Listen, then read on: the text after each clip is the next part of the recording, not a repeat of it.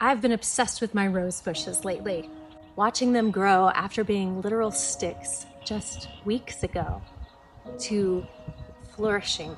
And the day I left, they had little yellow buds that were about to burst open and bloom. But underneath all of that new growth, I can see the cuts that were made and the branches that were sacrificed in order for new growth to form so that it could come back healthier and stronger in this season. I recently found out that's exactly what's happening in my brain. It's called neural pruning. Have you heard of this? Our brains are constantly going through different phases of neuroplasticity, especially through big life transitions. But in perimenopause, a woman's brain is being cut back in the areas where she thrived as a multitasking caregiver. But now those connections are being cut. Gray matter is shrinking. But new gray matter and new neural pathways are forming to develop her into a wise leader. You can Google it, neural pruning, perimenopause, and find the two words, wise leader. This is why women in their 40s feel like they're losing their minds and their kids think they're going crazy. We have brain fog, we are moody, and have a lot less patience in areas that we used to be able to tolerate. It's because our brains are literally short-circuiting. We're being rewired while we're walking around trying to function normally.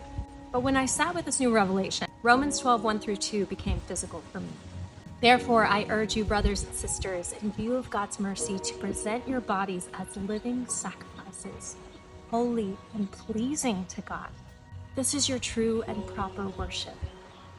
Do not conform any longer to the patterns of this world, but be transformed by the renewing of your mind so that you can test and approve what God's will is, his good, pleasing, and perfect will. Not conforming to old patterns doesn't just apply to behavior, but to our actual minds. I had to submit to the great physician's hands and let him do neurosurgery on me while I'm walking around daily, and also be okay with losing parts of myself, knowing that he is developing me into a potential I haven't seen yet. Talk about being a living sacrifice. Renewal comes with sacrifice. If I focus on what's being cut back, I remain a victim to an unfair system that leaves me feeling defeated and less than. But if I surrender to the process, if I receive the renewal, the cutting back becomes a necessary step forward. And realizing that empowered me. I can actually partner with God in the process, not only in the tangibles, exercise, getting good sleep, challenging myself with new skills, supplements, but I also started asking different questions. If I'm becoming a leader, who am I actually leading? What authority do I carry? And how is this renewal setting me up to share my wisdom in a way I never could before? Because wisdom doesn't come from a brain transplant, it comes from lived experience and from God. Being pruned back is actually making way for what is already there to thrive. God doesn't replace what he prunes, he upgrades it. So that sent me back to my own story. I spent 27 years on stage, acting, modeling, singing, performing.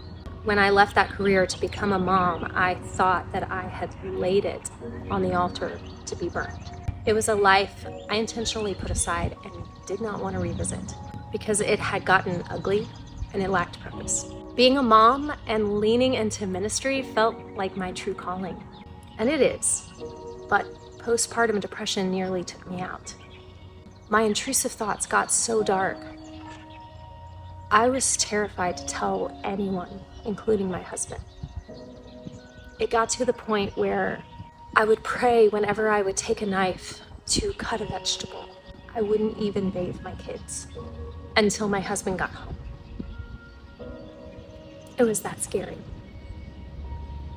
And then my thoughts turned to hurting myself, to ending myself, because I believed the lie that everyone would be better off without me. I felt like I was that much of a failure as a mom. But Jesus met me there in that darkness. He told me I was not alone.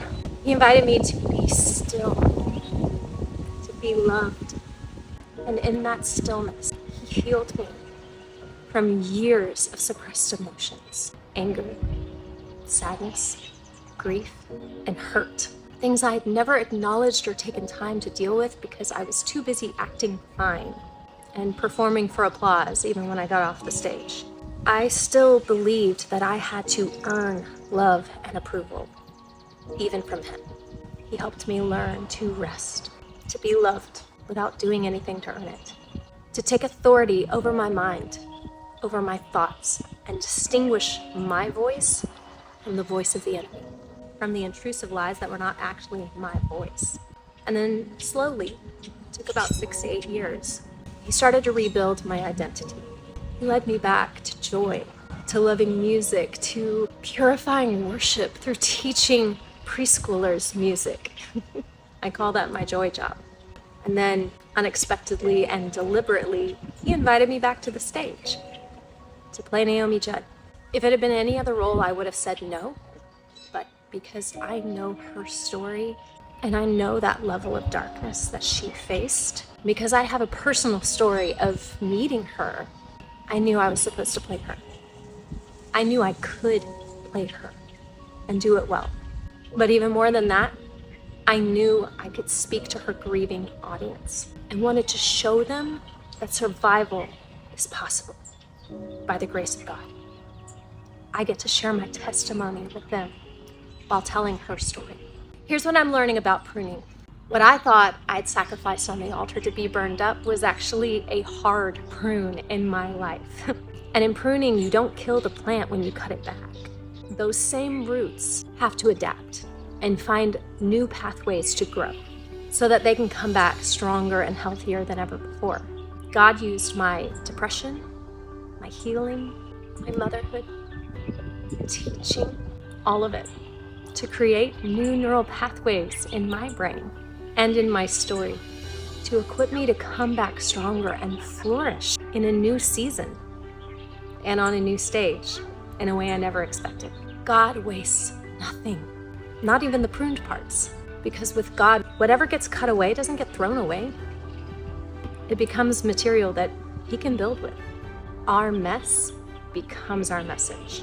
The parts of our story that we think are trash get repurposed and make our story strong enough to stand on. I want to show you what He can do with yours. Which brings me to Nehemiah. Talk about a wise leader.